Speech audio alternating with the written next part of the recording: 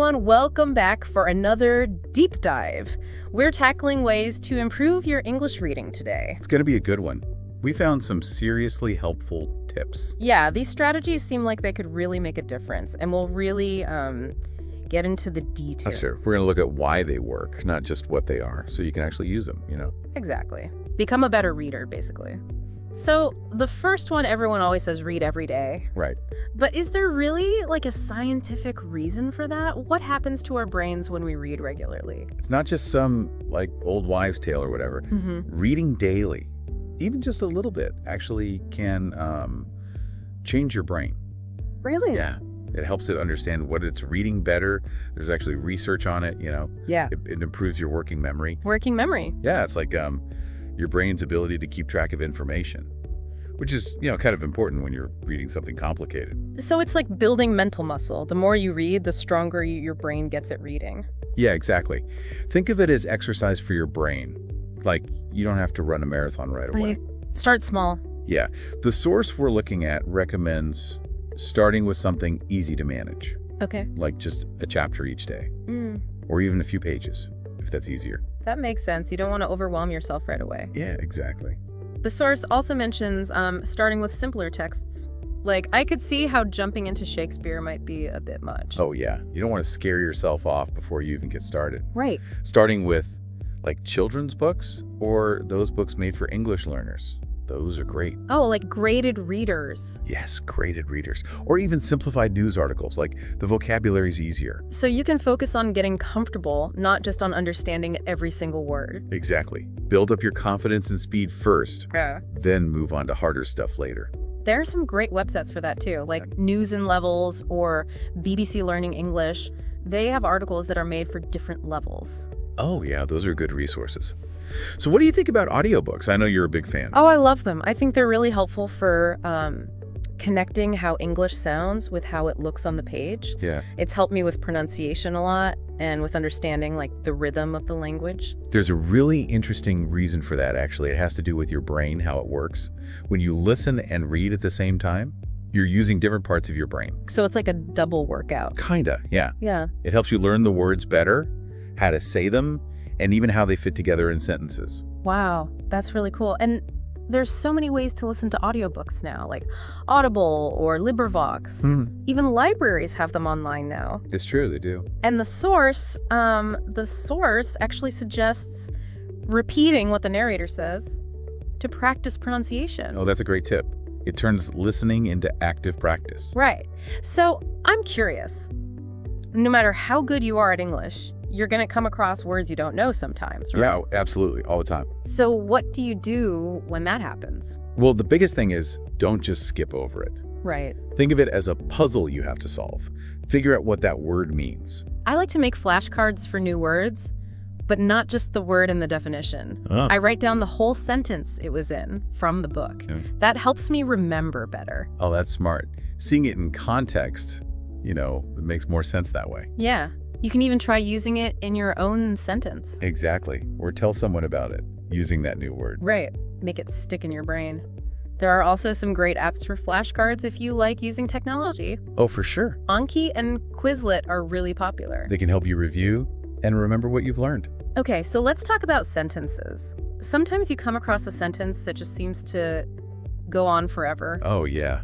Those can be tough. It can be really overwhelming, especially if it's full of words you're still learning. Absolutely. Yeah. It's like trying to run a marathon when you're not even warmed up yet. But there's a way to handle those. It's called sentence deconstruction. Sentence deconstruction. Yeah, so think of it like a surgeon carefully taking something apart. Okay. That's what you want to do with a long sentence. Find the most important parts first. The subject, verb, and object. Exactly. Those are the core of the sentence. Then you can look at the other pieces one at a time. So break it down into smaller chunks. Yes. The source even suggests highlighting this sentence or rewriting it to make it simpler. Like creating your own little map of the sentence. Exactly. It's like taking control instead of letting the sentence confuse you. I like that. Taking control. And speaking of that, the source also talks about reading different kinds of things. Oh yeah, that's important. Like, don't just read novels all the time. Branch out. Right. different types of writing that use different styles and vocabulary. You learn more that way. So like reading novels might help you understand how stories work, but newspapers might help you with more formal English. Exactly. It's like each type of reading helps you develop different skills. It's like cross-training for your brain. The more variety, the better you get at understanding different kinds of English. That's a great way to put it. It really is like cross-training. Yeah. Makes your reading muscles more flexible or something. And speaking of different skills, sometimes you need to figure out a word right away. You know, you don't always have time to stop and make a flashcard. Right, you can't always grab a dictionary either. What do you do then? That's when you use context clues, like the other words around the word you don't know. Oh, okay. They can often give you a pretty good idea of what it means. It's like being a detective looking for clues. I like that. So instead of always running to the dictionary, try to solve the mystery yourself first. Exactly. What kind of questions should we ask ourselves to figure out those tricky words? Well, the source we have here, it actually gives some good examples. Like, think about if the word is describing something good or bad. Okay. Or is it talking about a person, a place, or like an action? See if there are any words nearby that mean the same thing or the opposite. Those can help too. So it's like a little investigation within the text. Yeah, exactly. I like that. And, you know, another thing the source talks about is summarizing what you read. Yeah. It's easy to just kind of read the words without really thinking about them. Right. Summarizing makes you really process the information. Oh, yeah, definitely. It's like taking a mental picture of the main points. Helps you remember it better and understand it more clearly, too. And there are a bunch of ways to do it. You can write a summary down or say it out loud or even talk about it with somebody else. Oh, that's a good idea. When I talk about what I read, it helps it really sink in. Plus, you might get new ideas from the other person. Yeah, it's like turning reading into a conversation. Which makes it more fun, too. The source also mentions asking yourself questions while you read. Oh, I do that all the time. Especially with novels. I'm always like, ooh, what's going to happen next? Or why did that character do that? It just makes the story more interesting, you know? Yeah, those are good questions. Yeah. And with like nonfiction stuff, you might ask yourself, how does this apply to my life? Yeah. Or do I agree with what the author is saying? That kind of thing. It makes you really think critically about what you're reading, not just accept it all as fact. Right. It's like having a conversation with the author in your head. I like that. Okay, last one from the source.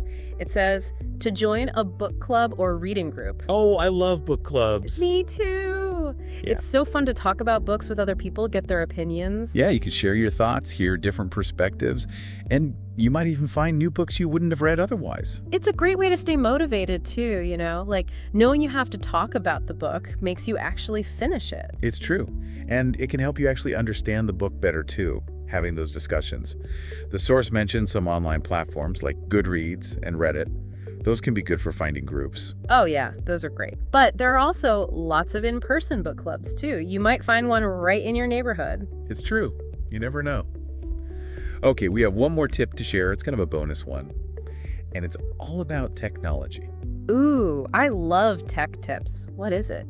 Well, there are all these apps now like Kindle, LingQ, Grammarly, and they can really help you with your reading. In what way? They have things like built-in dictionaries, so you can look up words right away, and some help you learn new vocabulary. Some even check your grammar for you, which can be helpful if you're writing in English, too. Wow, that's pretty awesome. I like how some apps let you change the font size and the background color. Makes it easier to read on a screen. Yeah, it's all about making the reading experience better for you, however you like it. Right. So we've talked about a lot of things today, from the science of reading every day to using cool apps. It's kind of overwhelming in a good way. Yeah, it is a lot. But we've learned so much. And you know, you don't have to use every single tip we talked about. Just pick the ones that work best for you, for your learning style. Exactly. It's all about finding what works for you. And remember, reading shouldn't be a chore. It should be fun. Yeah, that's really important. If you're enjoying what you're reading, you'll learn more. Find things that interest you. Exactly. Whether it's a super exciting novel or an interesting article or even just like a funny meme online, choose things you like. And don't be afraid to try different things too. New genres, new authors. Step outside your comfort zone a little. Yeah, you might discover something you really love. The more you explore, the more you learn about yourself as a reader. Absolutely. And, you know, one of the most important things is to be consistent. Even if you only read for a few minutes each day, It really adds up over time. Like anything else, practice makes perfect. Or, maybe not perfect. Practice definitely makes you better. Yeah, that's a good way to put it. So, as we finish up this deep dive, I want to leave you with something to think about. What's one thing you're going to do differently to improve your English reading? Are you going to make time to read every day, even if it's just for, 10 minutes? Yeah, or maybe finally join that book club you've been thinking about. Ooh, good idea. Or try one of those apps we were talking about. Or a new genre, even. So many possibilities. It's exciting. It's really about taking all these tips and making a plan that works for you. Right. Yeah, definitely. It's not a one-size-fits-all kind of thing. The important thing is to find what you like, what makes you a better reader, and what keeps you interested. Absolutely. And remember, we're all in this together, learning and improving. So if you have any tips or tricks that worked for you, let us know. Yeah, share them in the comments. Let's make a little community of English learners, help each other out. I love that idea. Learning from each other, it's the best. Okay, so that's it for this deep dive. Happy reading, everyone. Keep those pages turning and those brains working. Happy reading.